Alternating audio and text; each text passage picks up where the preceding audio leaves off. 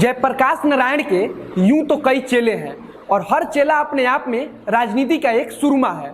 अक्सर जब जयप्रकाश नारायण के चेलों की बात होती है तो केंद्र में हम लालू और नीतीश को रखते हैं।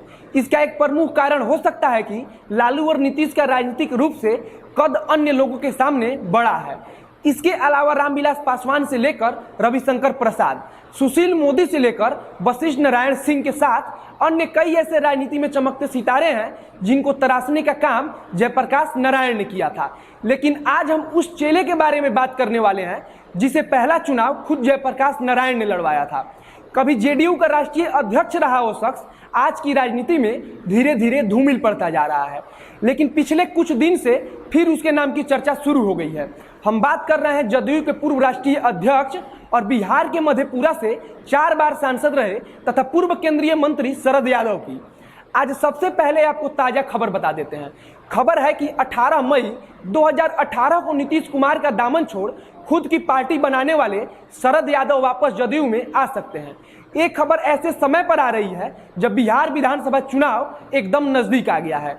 शरद यादव पिछले कुछ समय से बीमार चल रहे थे।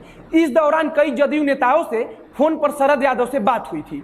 वहीं शरद यादव अस्पताल से डिस्चार्ज होकर घर पहुंच चुके हैं। हालांकि फिलहाल वो बिहार में नहीं है, लेकिन खबर के मुताबिक नीतीश कुमार की शरद यादव से फोन पर बातचीत हुई है।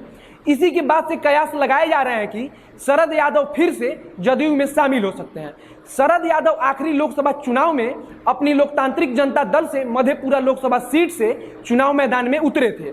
उनकी पार्टी महागठबंधन के साथ मिलकर चुनाव लड़ रही थी। हालांकि इसके बावजूद शरद यादव मधेपुरा सीट जीतने में कामयाब नहीं हो पाए थे। अब जब नीतीश कुमार को ऐसा लगता है कि लालू यादव से गठबंधन टूटने के बाद एक तरफा यादव वोटरों का वोट राजद को पहुंचेगा, ऐसे में जदयू ने अपने तरफ से शरद यादव को वापस लाने का प्रयास शुरू कर दिया है। आने वाले समय में सबको लगभग उम्मीद है कि शरद यादव की जदयू में वापसी होगी। हालांकि फिलहाल जदयू इस मामले पर कुछ भी कहने से इनकार कर रही है। जदयू के प्रवक्ता राजीव रंजन ने मीडिया से बस इतना कहा कि शरद पवार वरिष्ठ समाजवादी नेता हैं, उनकी राजनीति में एक अलग पहचान है। जदयू के इतने नरम बयान से भी ये लगभग तय माना जा रहा है कि शरद यादव के आने की संभावना पूरी है। शरद यादव के आने से निश्चित रूप से चुनाव के वक्त जदयू को एक नई ताकत मिलेगी। शरद यादव के तजुर्बे का निश्चित रूप से एनडीए को फायदा मिलेगा। शरद यादव के आने को लेकर 2 तरह की चर्चा चल रही है। कहा जा रहा है कि इसकी उम्मीद भी है कि शरद यादव की पार्टी लोकतांत्रिक जनता दल का विलय नीतीश की पार्टी में हो जाएगा। वहीं दूसरी बात कही जा रही है कि शरद यादव की पार्टी भी एनडीए का हिस्सा होगी। आगे देखना होगा कि जयप्रकाश नारायण का यह चेला अपने पुराने घर में जाता है या नहीं, और अगर जाता है तो किस शर्त के साथ जाता है। जाते जाते आपको शरद यादव के बारे में कुछ विशेष बता देता हूँ।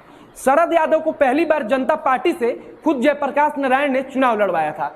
उस समय इन्हें जनता का उम्मीदवार बताया था। शरद यादव अब तक कुल 7 बार लोकसभा सांसद रह चुके हैं। 2 बार मध्य प्रदेश से चुनाव जीता है, जबकि 1 बार यूपी से। पहली बार मात्र 26 साल की उम्र में छात्र नेता के तौर पर लोकसभा में मौजूदगी दर्ज कराई थी। वे मध्य प्रदेश के जबलपुर सीट से पहली बार लोकसभा पहुंचे थे। जयप्रकाश के बेहद करीबियों में शरद यादव को गिना जाता था। जब जेपी नारायण ने जनता दल बनाया था तब शरद यादव को युवा इकाई का प्रमुख बनाया गया था। इसके बाद से जनता दल के राष्ट्रीय अध्यक्ष भी रहे।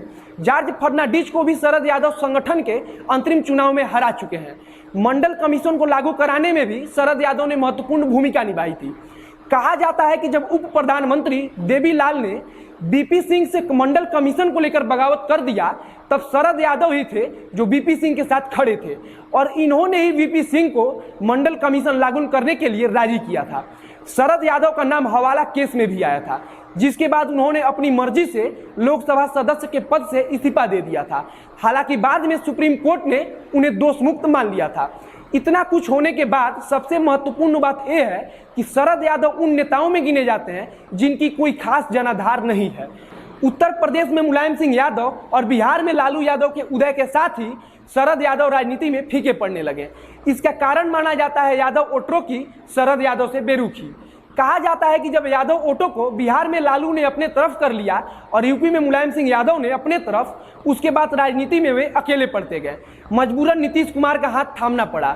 उनकी पार्टी जनता दल का विलय समता पार्टी में करा दिया गया। यही समता पार्टी या जदयू के नाम से जानी जाती है। उम्मीद करता हूं कि शरद यादव के बारे में आपको अब अच्छे से जानकारी मिल चुकी होगी।